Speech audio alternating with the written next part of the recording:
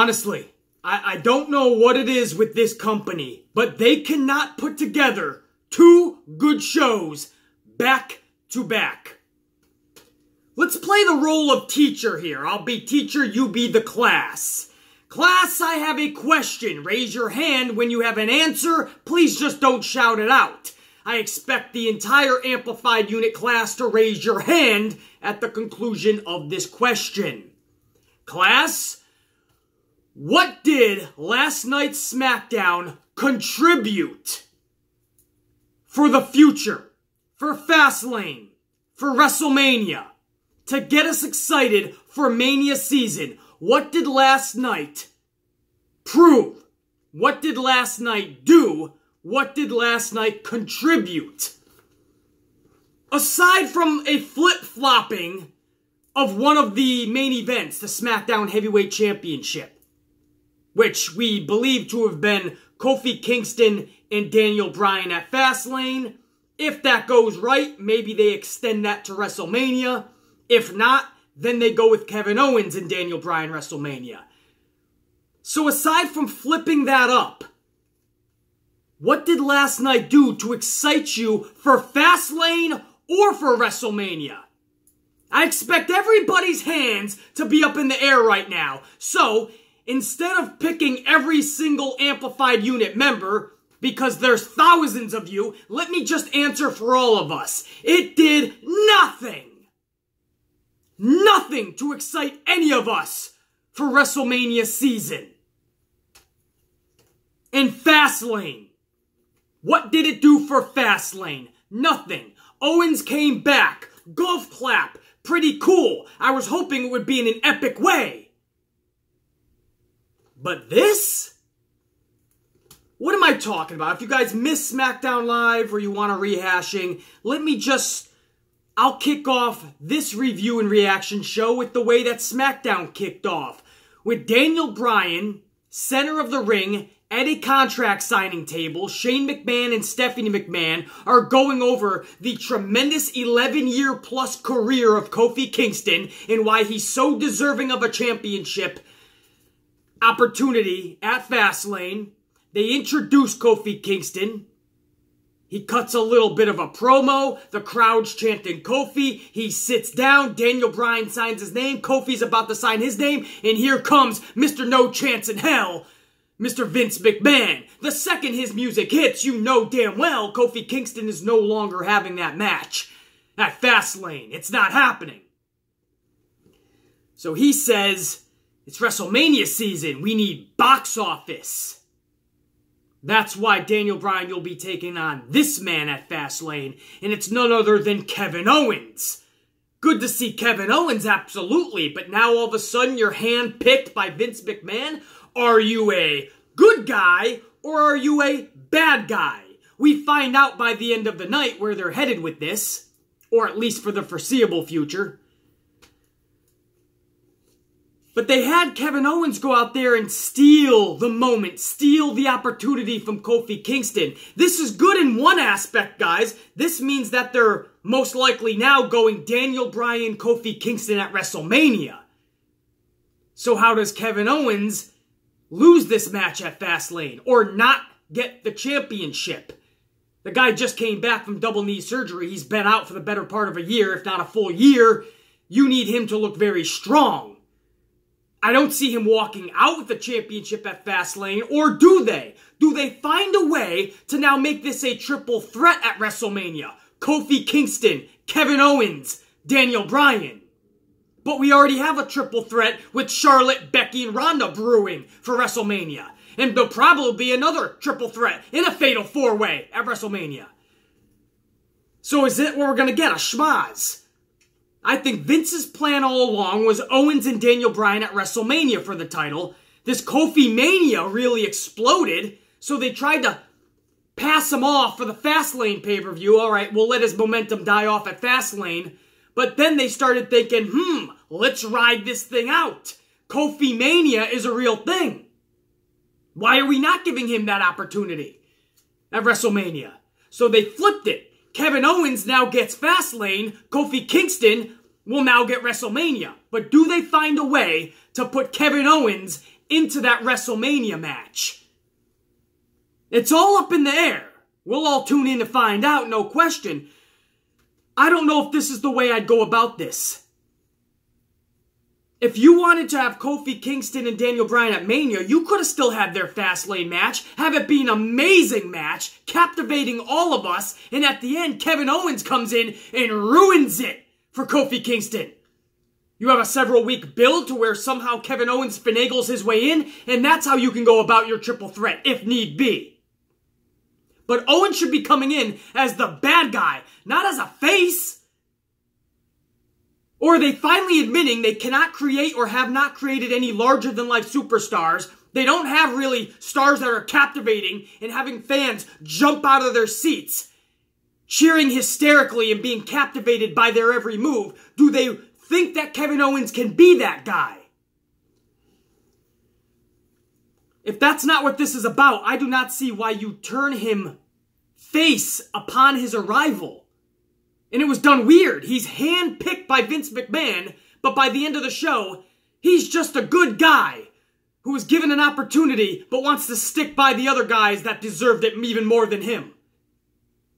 He's been gone for a year. Kofi Kingston gets this opportunity because he's earned it. He hasn't been taking any time off. Almost at all in 11 years.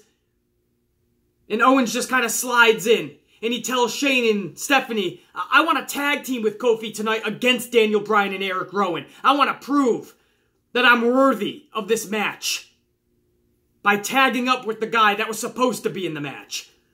And you have in the back of your mind that by the conclusion of that main event, Kevin Owens was going to stab Kofi Kingston in the back and turn heel. But then what? You have heel versus heel at Fastlane. Kevin Owens, Daniel Bryan. So even though that's what should have happened, Kevin Owens definitely should not have been leaving SmackDown as a face. You're still stuck with a heel-heel weird match at Fastlane. So none of it was making sense to me. Just have Kofi and Daniel Bryan go to Fastlane, have their match. Kevin Owens interferes, and then you have any finagling you gotta do with Kevin Owens between Daniel Bryan and Kofi Kingston toward WrestleMania. Do what you gotta do. But this is how you insert Kevin Owens? Vince McMahon just handpicks him. Kofi Kingston walks away, head down, depressed. New Day members are flipping out. Big E, Xavier, we're going to get to the bottom of this. We're going to fix this. It's not you, it's them, Kofi. I understand it can build more of the now we need to see Kofi Kingston get the championship at Mania. Now it's no longer we want to. Now we need to have that done. So I understand how that can help that along. But you could have done this so much better in so many bigger, better ways than just taking him out while he's about to sign his signature. You're telling me Vince didn't talk to Shane and Stephanie backstage moments before this went on the air? A day? 2 days? A week before? Realistically speaking? And now it leads to Kevin Owens and Daniel Bryan. Okay, so now they're going to have to somehow finagle Kofi back into this match for WrestleMania. It's just so odd to me. Now you got to find a way for Kevin Owens not to get the championship at Fastlane. You got to make this guy look strong as hell. He just returned. There's no reason he shouldn't be walking out with the championship. So if he doesn't, what is your good reasoning? And if he beats Daniel Bryan, then Daniel Bryan's on a little bit of a losing streak lately. Aside from the Elimination Chamber, he's looking like a clown with that title, which is the WWE's MO lately. If you have a championship, you're booked as a clown. Or not booked at all. Just ask Asuka, Brock Lesnar. I can go on and on with championships and how they mean nothing in this business anymore. I just think it was so oddly done, guys. Yes, it was good to see Kevin Owens, but then you're immediately, if you got a brain in your skull, you're immediately met with the realization, right? You have this epiphany that pops in your dome piece. And you're saying, this doesn't make sense. They're just taking Kofi out. Okay, you build the sympathy to WrestleMania, but now Kevin Owens is just thrusting into a championship match because Vince says box office. But that makes the title look foolish. It makes everything that Ronda Rousey attempted to say on Monday valid. The titles are a joke. This guy's been gone for over a year, or a year at least, and then he's just thrusted into a title opportunity.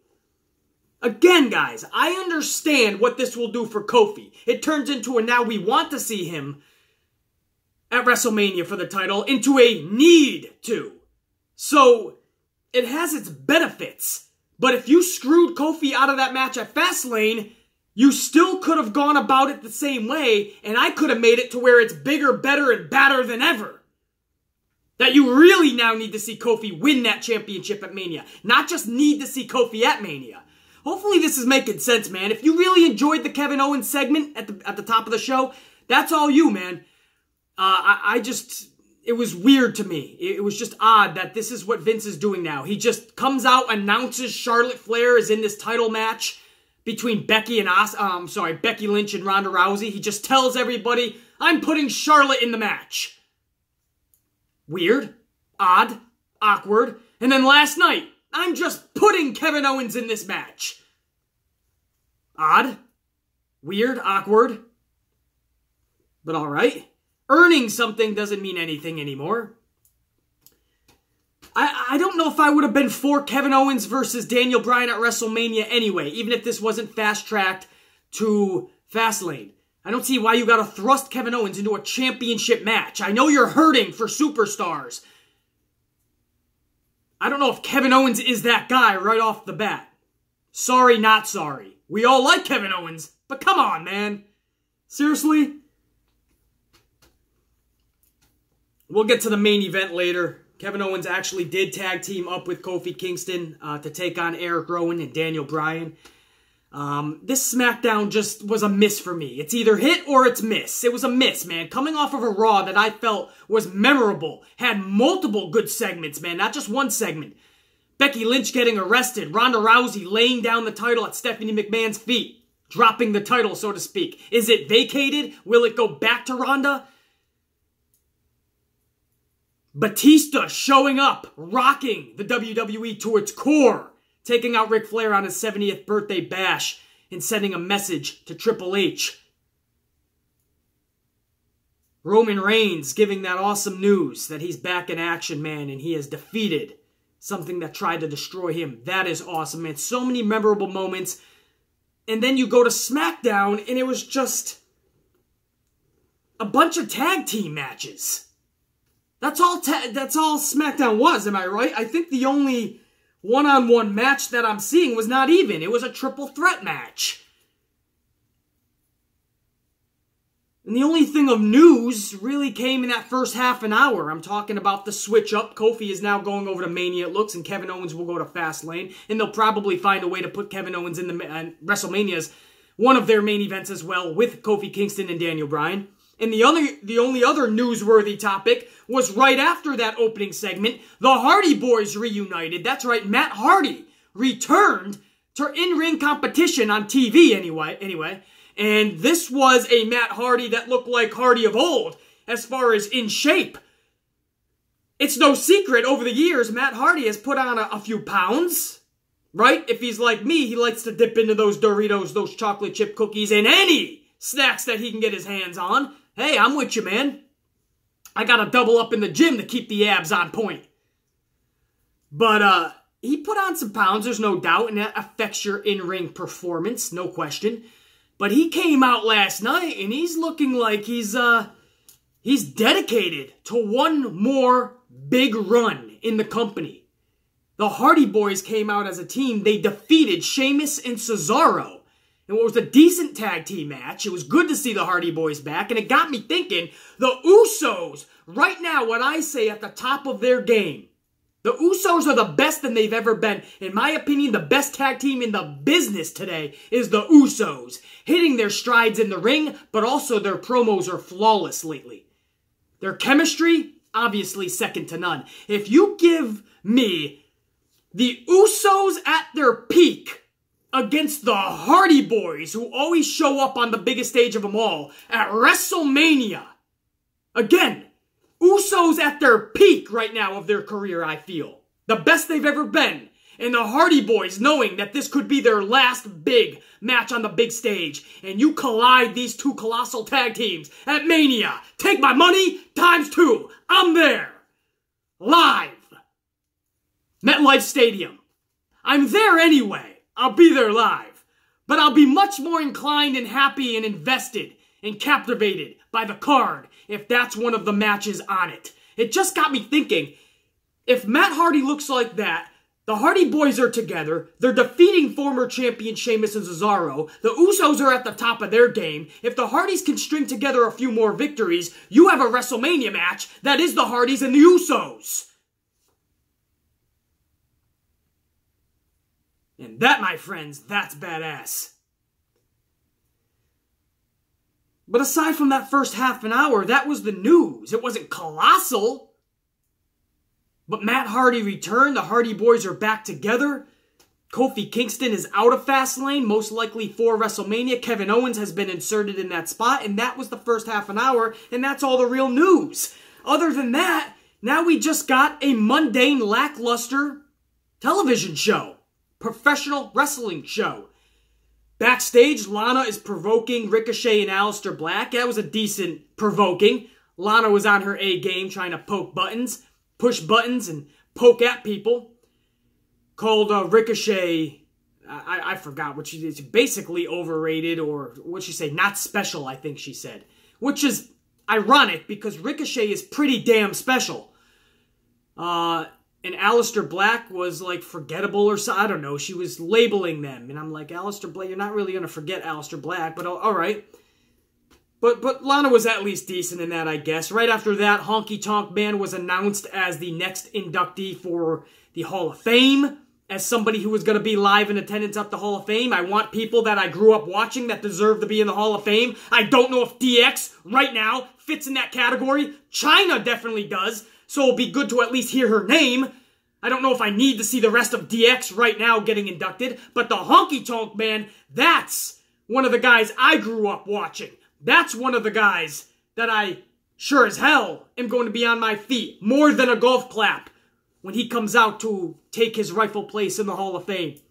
When you thought Intercontinental Championship back in the day, or even today, I think guys like the Honky Tonk Man. So for the Amplified Man, that was a big announcement. But again, it's 6-7 weeks before WrestleMania. You really want to, a couple of weeks before Fastlane, you really want to start giving us memorable moments, memorable segments that we're talking about this morning that are really captivating us, like Monday Night Raw brought us. We don't really have that big moment yet, so maybe the next segment will give us that. Now we're going into R-Truth making an open challenge because he wants to be like his hero, John Cena, he says. We get a 7-second dance break with Carmella, and anytime Carmella's dancing, I'm watching. Because it's Carmella dancing. Sign me up. So I'm down with the 7-second dance break. You have Andrade Cien Almas come down to accept the challenge, but then Rey Mysterio came down to accept as well. So R-Truth says, I'm in a little pickle here. I have a dilemma. I have a conundrum. I have to make a decision. Who am I gonna pick for this open challenge for the United States Championship? And he says, it's moments like this where I ask myself, what would John Cena do? And Carmella goes, if it was John Cena, he'd say, I'm taking both of you on. So R-Truth says, all right, John Cena, I'm gonna make you proud. We have a triple threat match. R-Truth, Andrade Cien Almas, Rey Mysterio. Decent triple threat match. All the action was really heavy between Mysterio and Andrade, and that's because we know they bring it every time. The chemistry, kind of like between the Usos, the chemistry with Mysterio and Almas, second to none. And they, they performed as we thought they would. And R-Truth obviously is no joke in that ring. He can go toe-to-toe with anybody, so he added some flavor as well. And when it was all said and done, it was a decent match that R-Truth ended up squeaking by. And I believe he actually got the win over Andrade, correct? So, again, man, I have no idea. Either way, R-Truth got the victory. And Andrade and Mysterio were in the ring just like in awe. Like, what? How did this happen? I think afterwards, Andrade actually jumped Rey Mysterio as well, put a little beating on him, play off the real heel factor. I didn't win the match, but I'm going to look badass. Dude, not if you keep losing, man. You got to start winning matches. Nobody's going to take you seriously. Again, up to this point, nothing was bad, but I'm looking for epic right now. It's WrestleMania season. And you got another pay-per-view in a couple weeks before that. In a couple weeks, a month before WrestleMania, called Fastlane. Last night's show is not doing it for me yet, so maybe the next segment will. This is Charlotte Flair cutting a promo to start the second hour. Okay, Charlotte Flair, what is she bringing to the table? She's talking about what she's going to do Monday. This is getting us a little interested for Monday. She's saying she's going to show up to Raw and demand that title go around her waist. The title that Ronda Rousey just gave up on Monday. Charlotte is going to Raw to get that championship. So that's great for Monday Night Raw. What is that doing for SmackDown? Are you captivating me? No. She's just going on and on about how Ronda and how Becky Lynch is scared of her. They're both scared of Charlotte Flair. And they go to a package of Ronda Rousey cutting a hoorah speech. And Charlotte Flair is like, see, me and Ronda, we think the same. I agree with Ronda in that. The only difference is when it comes to stepping up, that's what I do best. I never give up like Ronda Rousey just did. A bunch of blah blah. Charlotte Flair is great on the mic, especially as a heel. So she didn't do anything wrong there. But that's all you had planned? I know you can't swing for the fences and hit a grand slam every single time you go out there and put on a show, Monday Night Raw and SmackDown, because that's a lot to take in for your audience. I understand. You had a huge angle on Monday with this, what's going to be triple threat match at WrestleMania between Charlotte, Becky Lynch, and Ronda Rousey. You had a huge angle on Monday with Becky and Ronda. Ronda laying down the title. Becky's getting arrested. They're beating the shit out of each other with crutches. So you want to take, you want to give it a week before something else epic happens. 24 hours later, you don't want Becky showing up and taking out Charlotte. But you can get creative.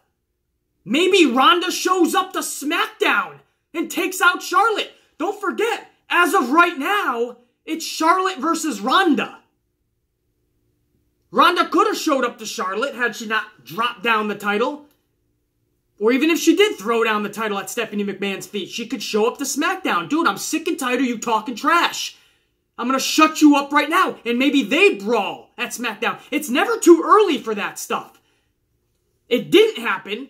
Hopefully they take that idea and they use it in the future. I would love to see somebody like Ronda show up to SmackDown. Charlotte can show up to Raw whenever she wants. But you can get creative. You don't have to waste an entire show when these weeks are precious. Just having Charlotte go over what Ronda said, say that they're both scared, and walk away.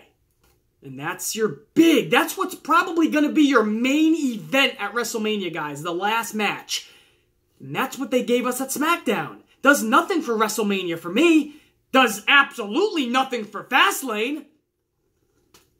So I'm not saying she did bad, but it's a wasted segment. Maybe the next segment, the next match will get me captivated for WrestleMania, or at least Fastlane. Not so fast. This is another nonsensical tag match. Ricochet and Aleister Black took on Rusev and Shinsuke Nakamura.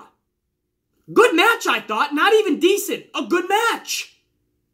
Why it's being done, I have no idea. Why are you attaching Aleister Black and Ricochet at the hip? Why are these two peas in a pod when they should be individual? People that don't watch NXT, casuals and especially mainstream media fans, they're going to think they were a tag team in NXT. They're going to think it's strange when they're separated in the future, if Vince ever decides to. Stop having them together.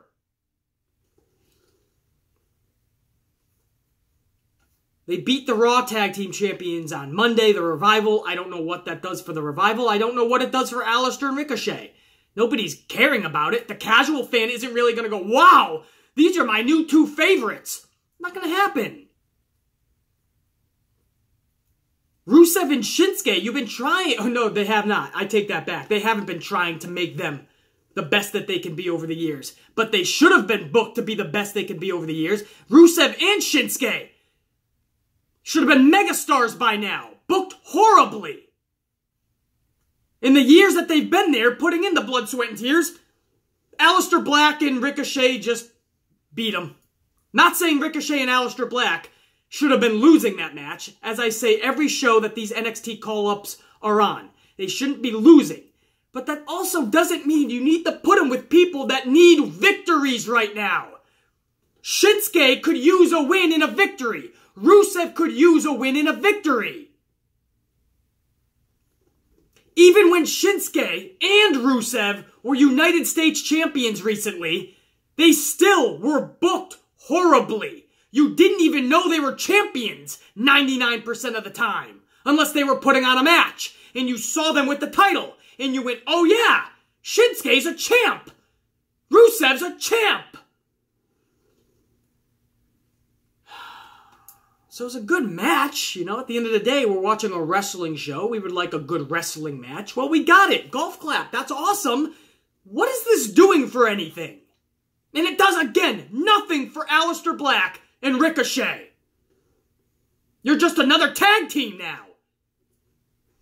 And it goes to show you guys, they're not as captivating on the main roster according to the audience, the crowd in attendance, because now you don't have all the time in the world, A, like you did in NXT, B, you have TV timeouts that you have to work around, so your pace is very slowed down, and 3, Vince McMahon, we've heard from numerous talents, Vince McMahon tells his talent to slow your roll.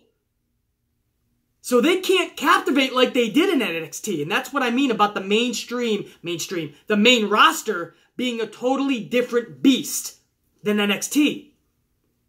Everybody thinks they're going to capture that same lightning in a bottle, that same magic on the main roster that they did in NXT, but it's not the case. Some people are able to do such. They adjust and they capitalize on the adjustments, on what's new.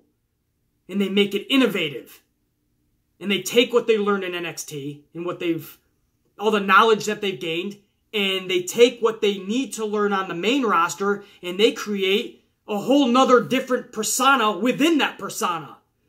Hopefully that makes sense. Some people are able to do that.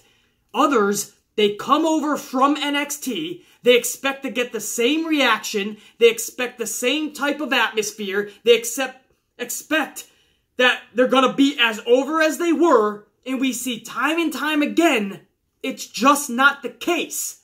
It's not just Vince McMahon not booking them correctly, although that's a big part of it. It's just a different beast. So I understand Vince wants to just show the world who Ricochet and Aleister is.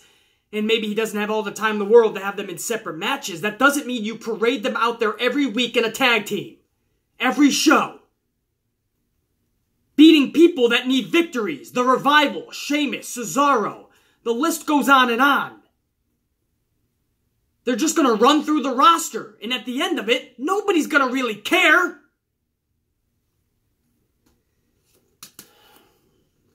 That was the show. I'm not even kidding. And then you went to the main event, which was another tag team match.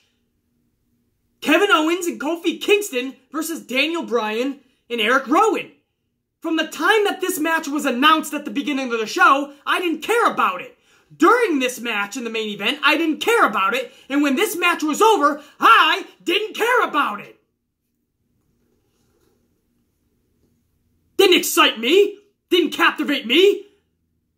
Didn't interest me for Fastlane. Didn't interest me for WrestleMania. Not in the slightest. Not by a long shot. Decent match. Ricochet and Aleister versus Rusev and Shinsuke. I would go as far as good, but right at the bottom of good. Kofi Owens and Daniel Bryan and Rowan, I would say decent. I'm not even going to the bottom tier of good. It was a decent match. Had its commercial breaks, had its slow paced. Move for move set. It picked up, the action picked up when it should have, I felt. Crowd really picked up at the end when Eric Rowan went to take the top of the table off. You thought somebody was going through a table, so the crowd rises to their feet. When it was all said and done, Kevin Owens delivers a stone-cold stunner. And Was it the Daniel Bryan? I think Daniel Bryan took the L, right? Or was it Rowan? Who the fuck knows, man? If it was Bryan, he drops another fucking L. If it was Eric Rowan, then he's just as useless now as he was before he got injured. Just the truth. But Owens wins with the Stone Cold Stunner.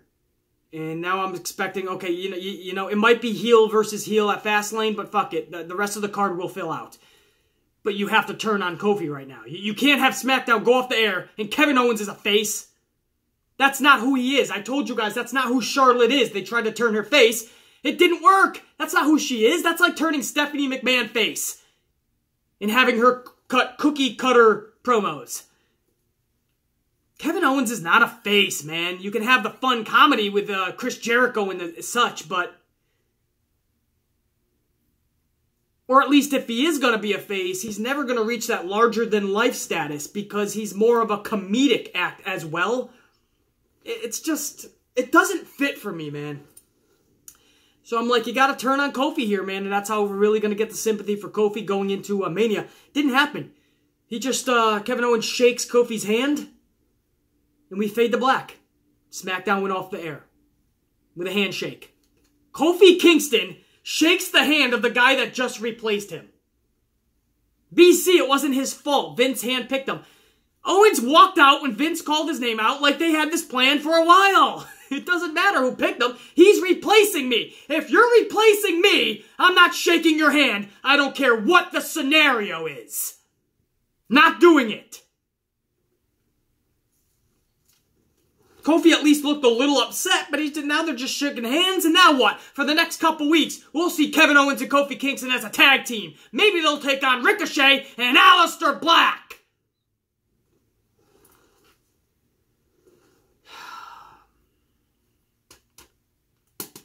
Can't even talk. This was a fast review. I can't talk about anything else. I easily am in the mood to go an hour with you guys right now. But there's nothing I can... That was the whole show. Vince tells everyone Kevin Owens will take the place of Kofi. Kofi is depressed. Matt Hardy returns. Him and Jeff Hardy beat Sheamus and Cesaro. R-Truth wins a triple threat match with Rey Mysterio and Andrade Cien Almas. Charlotte cuts a lackluster promo. Ricochet and Aleister Black defeat Rusev and Shinsuke. Kofi and Owens take out Daniel Bryan and Rowan. That's the show. Are you anticipating WrestleMania anymore? A little more excitement maybe because Kofi Kingston, it looks like, will now be in one of those main events? Now it's a little bit more definite? Maybe that built some excitement? I don't know. Fastlane, what is that? I'm more right now inclined, I'm more interested to see Kofi and Daniel Bryan. I would have been okay seeing them 2 times, Fastlane and WrestleMania. I want to see Kofi and Daniel Bryan in the ring. So I was looking forward to that Fastlane match and leaking into a WrestleMania match. Now I get Kevin Owens and Daniel Bryan. Seen this before. I'm okay with it. They'll put on a good match. I think Kofi and Daniel Bryan would have put on an epic match. So I just downgraded. And if Kevin Owens goes into a triple threat at WrestleMania, then I got downgraded. I don't need these triple threats. I don't need these fatal 4-ways. You can shove them up your ass. Give me badass number 1 versus badass number 2 and let them collide. Same with Becky and Ronda. Same with Kofi and Daniel Bryan. Kevin Owens leaking into this isn't needed. Welcome back, golf clap. Put Kevin Owens in something else. I don't need to see him thrusted into a main event championship match. What's that, Mitch? Mitch says he's with me on this. And I knew that. And Mitch has genius fronds. His fronds are genetically superior because he is the son of Mitch. And I know Dean Ambrose would be proud of what Mitch Jr. is becoming. He's got frond cells that are immaculate. He knows what he's talking about. When Mitch Jr. says he agrees, you know there's truth to what I am saying.